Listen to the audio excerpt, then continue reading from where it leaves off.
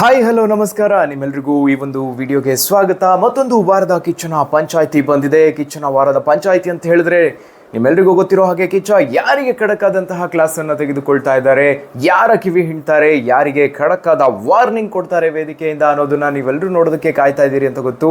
ಅದರಲ್ಲೂ ಈ ವಾರದಲ್ಲಿ ಒಬ್ಬ ಸ್ಪರ್ಧಿಗೆ, ಅದು ಬೇರಾರು ಅಲ್ಲ, ಅಶ್ವಿನಿ ಗೌಡ, ಸ್ವಯಂ ಘೋಷಿತ ಬಿಗ್ ಬಾಸ್ ಮನೆಯ ಸ್ವಯಂ ಘೋಷಿತ ರಾಜಮಾತೆ ಅಶ್ವಿನಿ ಗೌಡ ಅವರಿಗೆ ಖಡಕ್ಕಾದಂತಹ ಕ್ಲಾಸ್ ಅನ್ನು ತೆಗೆದುಕೊಂಡಿದ್ದಾರೆ. ಅದರ ಜೊತೆಗೆ ರಾಜಮಾತೆಯ ಬಕೆಟ್ ಶಿಷ್ಯನಿಗೂ ಕೂಡ ಖಡಕ್ಕಾದಂತಹ ಕ್ಲಾಸ್ ತೆಗೆದುಕೊಳ್ತಾ ಇದ್ದಾರೆ ಅಂತ ಹೇಳ್ಬೋದು. ಅದರ ಜೊತೆಗೆ ಮತ್ತೊಬ್ಬ ಸ್ವಯಂ ಘೋಷಿತ ದೇವಮಾನವ ಧ್ರುವಂತ್ ಅವರ ಮುಖವಾಡವನ್ನ ವೇದಿಕೆಯಿಂದ ಕಳಿಸ್ತಾ ಇದ್ದಾರೆ ಅಂತ ಹೇಳ್ಬೋದು. ಹಾಗಾದ್ರೆ ಈ ವಾರದ ಕಿಚ್ಚನ ಪಂಚಾಯಿತಿಯಲ್ಲಿ ಯಾವೆಲ್ಲ ವಿಷಯದ ಬಗ್ಗೆ ಚರ್ಚೆ ಆಗ್ತಾ ಇದೆ, ಚರ್ಚೆ ಆಗಬೇಕು ಅನ್ನೋದ್ರ ಬಗ್ಗೆ ಈ ಒಂದು ಸಂಚಿಕೆಯಲ್ಲಿ ನೋಡೋಣ. Welcome to my YouTube channel. ವ್ಯಕ್ತಿತ್ವದ ಆಟ, ವ್ಯಕ್ತಿತ್ವದ ವಾರ ಅನ್ನೋದನ್ನೇ ಮೈ ಬರತಂತಹ ಸ್ಪರ್ಧಿಗಳು, ಆ ಗ್ಯಾಪಲ್ಲಿ ಒಂದಷ್ಟು ಹೊಡೆದಾಟ, ಬಡಿದಾಟ, ಕೂಗಾಟ, ಪರಚಾಟ ಎಲ್ಲವೂ ಕೂಡ ಆಯಿತು. ಅದ್ರ ಜೊತೆಗೆ ಬಿಗ್ ಬಾಸ್ ಮನೆಯಲ್ಲಿ ಸ್ಪರ್ಧಿಗಳ ಮನೆಯಿಂದ ಬಂದಂತಹ ಲೆಟರ್ ಕೂಡ ಹೈಲೈಟ್ ಆಯಿತು. ಒಂದಷ್ಟು ಜನ ಸ್ಪರ್ಧಿಗಳು ಲೆಟರ್ ಪಡೆದುಕೊಂಡು ಸೇವ್ ಆಗಿದ್ದಾರೆ. ಇದಿಷ್ಟು ಈ ವಾರದಲ್ಲಿ ಆದಂತಹ ಹೈಲೈಟ್ ಅಂತ ಹೇಳ್ಬೋದು. ಮುಂದಿನ ವಾರಕ್ಕೆ ಕ್ಯಾಪ್ಟನ್ ಆಗಿ ಮಾಳು ನಿಪ್ನಾಳ್ ಅವರು ಆಯ್ಕೆಯಾಗಿದ್ದಾರೆ. ಉತ್ತಮ ಕಳಪೆ ಎಲ್ಲವೂ ಕೂಡ ಆಯಿತು. ಆದರೆ ವಾರದ ಕಿಚ್ಚನ ಪಂಚಾಯಿತಿಯಲ್ಲಿ ಈ ವಾರದಲ್ಲಿ ಯಾವೆಲ್ಲ ಟಾಪಿಕ್ಸ್ಗಳು ಬರಬೇಕು, ಯಾರಿಗೆ ಕಿವಿ ಹಿಂಡಬೇಕು, ಎಲ್ಲದ್ರ ಬಗ್ಗೆ ಮಾತಾಡೋಣ. ನನ್ನ ಅಭಿಪ್ರಾಯನೂ ಕೂಡ ತಿಳಿಸ್ತೀನಿ, ನಿಮ್ಮ ಅಭಿಪ್ರಾಯನೂ ಕೂಡ ಕಾಮೆಂಟ್ ಮೂಲಕ ತಿಳಿಸೋದಕ್ಕೆ ಮರಿಬೇಡಿ ಅಂತ ಹೇಳ್ತಾ, ಮೊದಲನೇದಾಗಿ ಈ ವಾರ ಆರಂಭ ಆಗಿದ್ದೆ ಜಗಳದಲ್ಲಿ, ಅದರಲ್ಲೂ ಹೊಡೆದಾಟದಲ್ಲಿ ಅಂತ ಹೇಳ್ಬೋದು. ರೀಶಾ ಅವರು ಗಿಲ್ಲಿ ಅವರಿಗೆ ಹಲ್ಲೆ ಮಾಡ್ತಾರೆ. ಅದೇ ಒಂದು ವೇಳೆ ಪುರುಷ ಸ್ಪರ್ಧಿ ಏನಾದರೂ ಮಹಿಳಾ ಸ್ಪರ್ಧಿ ಮೇಲೆ ಹಲ್ಲೆ ಮಾಡಿದರೆ ಅವರನ್ನ ಬಿಗ್ ಬಾಸ್ ಮನೆಯಲ್ಲೇ ಉಳಿಸ್ಕೊಳ್ತಾ ಇದ್ರ, ಈ ರೀತಿಯಾದಂತಹ ಪ್ರಶ್ನೆಯನ್ನು ಇದೀಗ ವೀಕ್ಷಕರು ಕೇಳ್ತಾ ಇದ್ದಾರೆ. ಯಾಕಂದರೆ ಗಿಲ್ಲಿ ಅಭಿಮಾನಿಗಳಿಗೆ ಅಂತೂ ತೀವ್ರವಾದಂತಹ ಸಿಟ್ಟನ್ನು ತರಿಸಿದೆ ಆ ಒಂದು ಘಟನೆ. ರೀಶಾ ಅವರು ಗಿಲ್ಲಿ ಅವರಿಗೆ ಹಲ್ಲೆ ಮಾಡಿದಂತಹ ವಿಚಾರ ಸಾಕಷ್ಟು ಚರ್ಚೆ ಆಗ್ತಾಯಿದೆ. ಸೋಷಿಯಲ್ ಮೀಡಿಯಾದಲ್ಲೂ ಕೂಡ ಕಮೆಂಟ್ಗಳ ಸುರಿಮಳೆ ಆಗ್ತಾ ಇದೆ, ವಿಡಿಯೋಗಳನ್ನು ಕೂಡ ಶೇರ್ ಮಾಡಲಾಗ್ತಾ ಇದೆ. ಹಾಗಾಗಿ ಈ ಒಂದು ಪಂಚಾಯಿತಿಯಲ್ಲಿ ಈ ವಿಚಾರವನ್ನು ಚರ್ಚೆ ಮಾಡಲೇಬೇಕು ಅಂತ ಹೇಳಿ ಸಾಕಷ್ಟು ಜನ ಒತ್ತಡವನ್ನು ಹೇರ್ತಾ ಇದ್ದಾರೆ ಬಿಗ್ ಬಾಸ್ ವೀಕ್ಷಕರು. ಸೊ ಇದು ಒಂದು ಟಾಪಿಕ್. ಆದರೆ ಇನ್ನು ಎರಡನೇ ವಿಚಾರ ಧ್ರುವಂತ್ ಅವರ ಬಗ್ಗೆ. ಧ್ರುವಂತ್ ತನ್ನನ್ನು ತಾನೇನೋ ಏನೂ ಮಾಡೇ ಇಲ್ಲ, ಒಳ್ಳೆಯವನು ಅನ್ನೋ ರೀತಿಯಲ್ಲಿ ಹೇಳ್ಕೊಳ್ತಾರೆ. ಆದರೆ ಸ್ಪರ್ಧಿಗಳ ಹಿಂದೆ ಮಾತಾಡಿರುವಂತಹ ಸಾಕಷ್ಟು ವಿಡಿಯೋಗಳಿದೆ, ಎಪಿಸೋಡ್ನಲ್ಲೂ ಕೂಡ ಅದು ಪ್ರಸಾರ ಆಗಿದೆ. ಅವರ ಮುಖವಾಡವನ್ನು ಕಿಚ್ಚ ಸುದೀಪ್ ಅವರು ಕಳಿಸ್ತಾರಾ ಅನ್ನೋ ಪ್ರಶ್ನೆಯನ್ನು ಇದೀಗ ವೀಕ್ಷಕರು ಇಡ್ತಾ ಇರುವಂಥದ್ದು.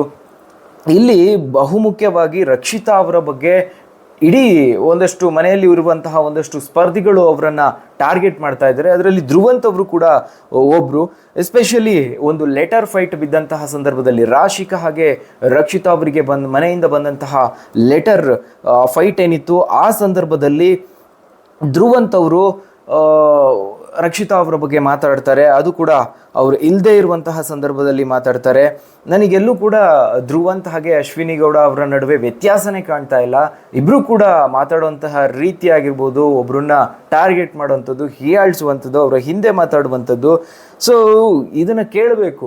ರಕ್ಷಿತಾ ಅವರ ಬಗ್ಗೆ ಏನು ಮಾತಾಡಿದ್ದಾರೆ ಅದನ್ನು ವೇದಿಕೆಯಿಂದ ಕೇಳಬೇಕು, ವಿಟಿ ಪ್ಲೇ ಮಾಡಬೇಕು. ಆವಾಗ ತುಂಬಾ ಮಜಾ ಬರುತ್ತೆ ಅಂತ ಹೇಳ್ಬೋದು. ಯಾವ ರೀತಿಯಾಗಿ ಧ್ರುವಂತ್ ಅವರು ಹಿಂದೆ ಮಾತಾಡ್ಕೊಂಡಿದ್ದಾರೆ ಅನ್ನೋದನ್ನ ಇಡೀ ಮನೆ ನೋಡಿದ್ರೆ ಸೊ ಆಗ ಒಂದು ಕಿಚ್ಚನ ಪಂಚಾಯಿತಿಗೆ ಒಂದು ಮಜಾ ಇರುತ್ತೆ ಅಂತ ಹೇಳ್ಬೋದು.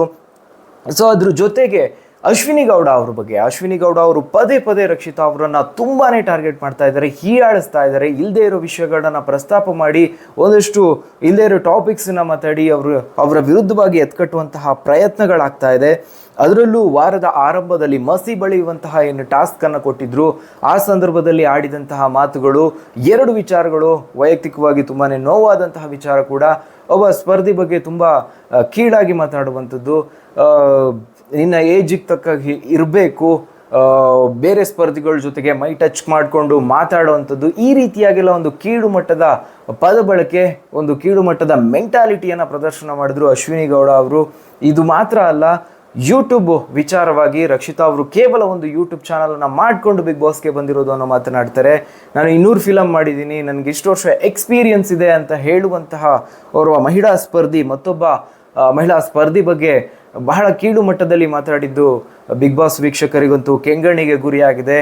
ಈ ವಿಚಾರವಾಗಿ ಅಶ್ವಿನಿ ಗೌಡ ಅವರಿಗೆ ಖಡಕ್ಕಾದಂತಹ ಕ್ಲಾಸನ್ನು ಈ ವಾರದಲ್ಲಿ ತೆಗೆದುಕೊಳ್ತಾ ಇದ್ದಾರೆ ಅಂತ ಹೇಳ್ಬೋದು.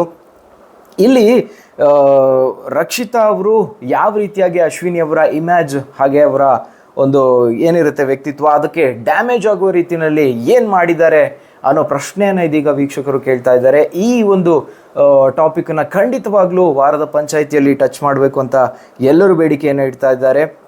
ಇದೆಲ್ಲದರ ಜೊತೆಗೆ ಮತ್ತೊಂದು ಮೈನ್ ಈ ವಾರದಲ್ಲಿ ಹೈಲೈಟ್ ಆಗುವಂತಹ ವಿಚಾರ ಅಂತ ಹೇಳಿದ್ರೆ ಅದು ಗ್ರೂಪಿಸಮ್ ವಿಚಾರ. ಈ ಸೀಸನ್ನಲ್ಲಿ ಅಷ್ಟೊಂದು ಗ್ರೂಪಿಸಮ್ ಬಗ್ಗೆ ಎಲ್ಲೂ ಕೂಡ ಚರ್ಚೆ ಮಾಡಿರಲಿಲ್ಲ. ಆದರೆ ಈ ವಾರದಲ್ಲಿ ಸ್ಪರ್ಧಿಗಳೇ ಆ ವಿಷಯವನ್ನು ಮುನ್ನೆಲೆಗೆ ತಂದಿರೋದ್ರಿಂದ ಮಾತಾಡಿರೋದ್ರಿಂದ ಖಂಡಿತವಾಗ್ಲೂ ಈ ವಾರದ ಪಂಚಾಯಿತಿಯಲ್ಲಿ ಆ ಒಂದು ವಿಚಾರವನ್ನು ಚರ್ಚಿಸಲೇಬೇಕು.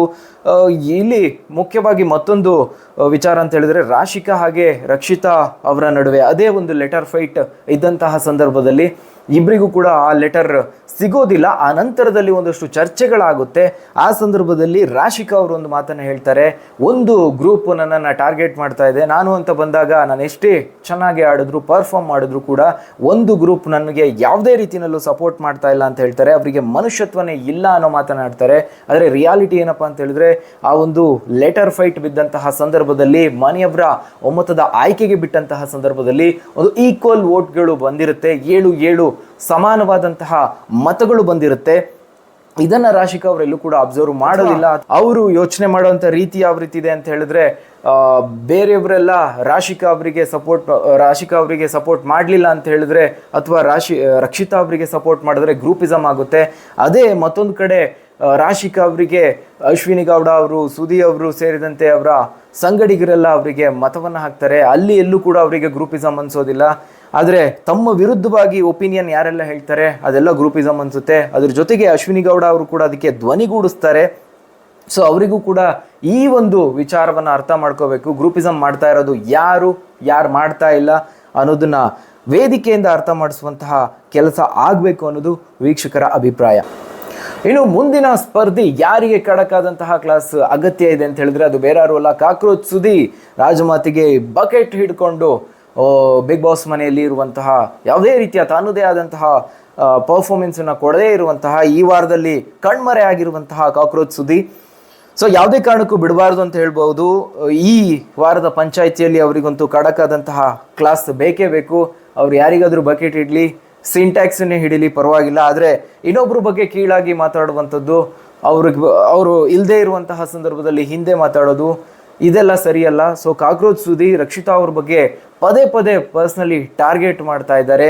ಯಾವುದೇ ವಿಚಾರ ಇಲ್ಲ ಅಂದರೂ ಕೂಡ ರಕ್ಷಿತಾ ಅವರನ್ನು ಟಾರ್ಗೆಟ್ ಮಾಡಿಕೊಂಡು ಕಂಟಿನ್ಯೂಸ್ ಆಗಿ ಈ ಹಿಂದಿನ ವಾರಗಳೆಲ್ಲವೂ ಕೂಡ ನಾವು ಗಮನಿಸಿದ್ವಿ. ಈ ವಾರದಲ್ಲೂ ಕೂಡ ಅದೇ ರೀತಿಯಾಗಿದೆ. ಕಾಕ್ರೋಚ್ ಸುದಿ ಅವರಿಗೆ ಖಂಡಿತವಾಗ್ಲೂ ಒಂದು ತಮ್ಮ ಆಟದ ವೈಖರಿ ಬಗ್ಗೆ ಅರ್ಥ ಮಾಡಿಸುವಂತಹ ಕೆಲಸ ಆಗಬೇಕಾಗಿದೆ ಅನ್ನೋದು. ಇದೇ ಕಾಕ್ರೋಚ್ ಸುದಿ ಅವರು ಮತ್ತೊಂದು ವಿಚಾರವನ್ನು ಪ್ರಸ್ತಾಪ ಮಾಡ್ತಾರೆ. ರಕ್ಷಿತಾ ಅವರಿಂದ ರಾಶಿಕಾ ಹಾಗೆ ರಿಷಾ ಅವರ ಕ್ಯಾರೆಕ್ಟರ್ ಡೌನ್ ಆಗಿದೆ ಅನ್ನೋ ಒಂದು ಮಾತನ್ನು ಹೇಳ್ತಾರೆ.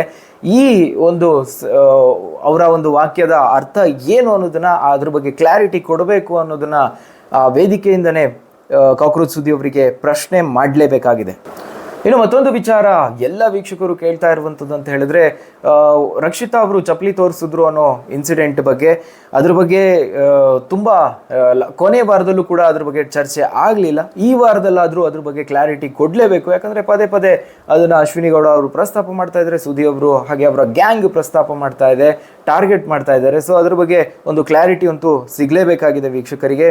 ಒಟ್ಟಾರೆಯಾಗಿ ಧ್ರುವಂತ್, ರಿಷಾ, ಅಶ್ವಿನಿ ಗೌಡ ಅವರು ಹಾಗೆ ರಾಶಿಕಾ ಅವರು ಈ ನಾಲ್ವರಿಗೆ ಬಿಗ್ ಬಾಸ್ ಮನೆಯಲ್ಲಿ ಯಾವ ರೀತಿ ಇರಬೇಕು, ಯಾವ ರೀತಿ ಆಟ ಆಡಬೇಕು ಅನ್ನೋದ್ರ ಬಗ್ಗೆ ಒಂದು ಖಡಕಾದಂತಹ ಕ್ಲಾಸ್ ಅಗತ್ಯ ಇದೆ ಅಂತ ಹೇಳ್ಬೋದು. ಇನ್ನು ಈ ವಾರದಲ್ಲಿ ಯಾವ ರೀತಿ ಸ್ಪರ್ಧಿಗಳು ಆಡಬೇಕಿತ್ತೋ ಆ ರೀತಿಯಾಗಿ ಇರಲಿಲ್ಲ. ತೀವ್ರ ಒಂದು ರೀತಿ ಅಸಮಾಧಾನಕ್ಕೆ ಕಾರಣ ಆಗಿದೆ ಅಂತ ಹೇಳ್ಬೋದು ಸ್ಪರ್ಧಿಗಳ ಪರ್ಫಾರ್ಮೆನ್ಸ್. ಯಾಕಂದರೆ ಈ ವಾರದಲ್ಲಿ ಮೊದಲೇ ಹೇಳಿದರು ಈ ವಾರದಲ್ಲಿ ಟಾಸ್ಕ್ಗಳು ಇರೋದಿಲ್ಲ ಅಂತ. ಹೀಗಾಗಿ ಊಹೆ ಮಾಡಿದ್ರು ಒಂದಷ್ಟು ಜನ ಸ್ಪರ್ಧಿಗಳು ಈ ವಾರ ಸಪ್ಪೆ ಆಗಿರ್ಬೋದು ಅಂತ. ಅದೇ ರೀತಿಯಾಗಾಯಿತು. ಆದರೆ ಜಗಳಕ್ಕೇನು ಕಮ್ಮಿ ಇರಲಿಲ್ಲ.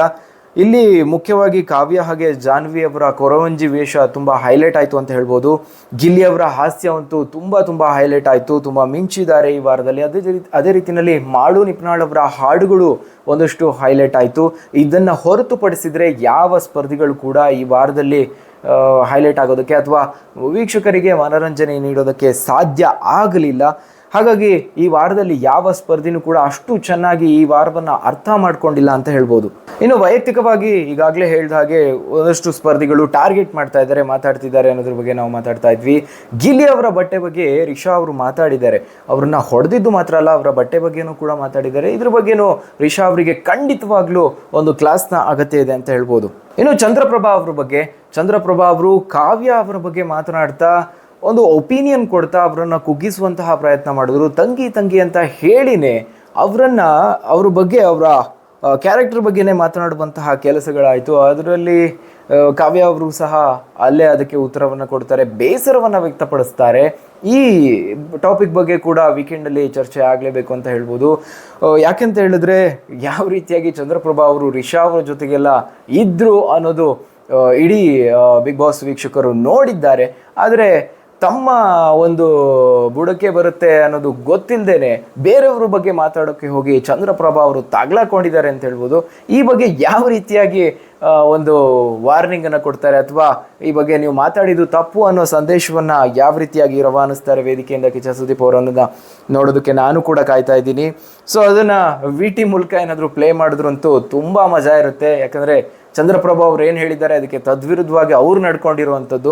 ಸೊ ಇನ್ನೊಬ್ರನ್ನ ಕುಗ್ಗಿಸುವಂತಹ ಅಥವಾ ಇನ್ನೊಬ್ರ ಬಗ್ಗೆ ಮಾತಾಡುವಂತಹ ಭರದಲ್ಲಿ ತಾವೇನು ಮಾಡಿದ್ದೀವಿ ಅನ್ನೋದನ್ನ ಚಂದ್ರಪ್ರಭಾ ಅವರು ಮರ್ತಿದ್ದಾರೆ. ಅವರು ಮಾತ್ರ ಅಲ್ಲ, ಬಿಗ್ ಬಾಸ್ ಮನೆಯಲ್ಲಿರುವ ಸಾಕಷ್ಟು ಜನ ಸ್ಪರ್ಧಿಗಳು ಅದೇ ರೀತಿಯಾಗಿ ಎಡವ್ತಾ ಇದ್ದಾರೆ ಅಂತ ಹೇಳ್ಬೋದು. ಅದೇನೇ ಇದ್ರೂ ಕೂಡ ವಾರದ ಕಿಚ್ಚನ ಪಂಚಾಯಿತಿಯಲ್ಲಿ ಎಂಟರ್ಟೈನ್ಮೆಂಟ್ಗೆ ಕೊರತೆ ಇರೋದಿಲ್ಲ. ಖಂಡಿತವಾಗ್ಲೂ ಈ ವಾರದ ಪಂಚಾಯಿತಿಯಲ್ಲೂ ಕೂಡ ಖಡಕ್ಕಾದಂತಹ ಕ್ಲಾಸ್ ಇರುತ್ತೆ, ಒಂದಷ್ಟು ಹರಟೆ ಸಂಭಾಷಣೆಗಳಿರುತ್ತೆ. ಸೊ ಇದಿಷ್ಟು ಈ ವಾರದಲ್ಲಿ ಹೈಲೈಟ್ ಆಗುವಂತಹ ವಿಚಾರಗಳಂತ ಹೇಳ್ಬೋದು. ಹಾಗಾದರೆ ವೀಕ್ಷಕರೇ, ನಿಮ್ಮ ಪ್ರಕಾರ ಯಾವ ಸ್ಪರ್ಧೆಗೆ ಒಂದು ಖಡಕ್ಕಾದಂತಹ ಕ್ಲಾಸ್ನ ಅಗತ್ಯ ಇದೆ?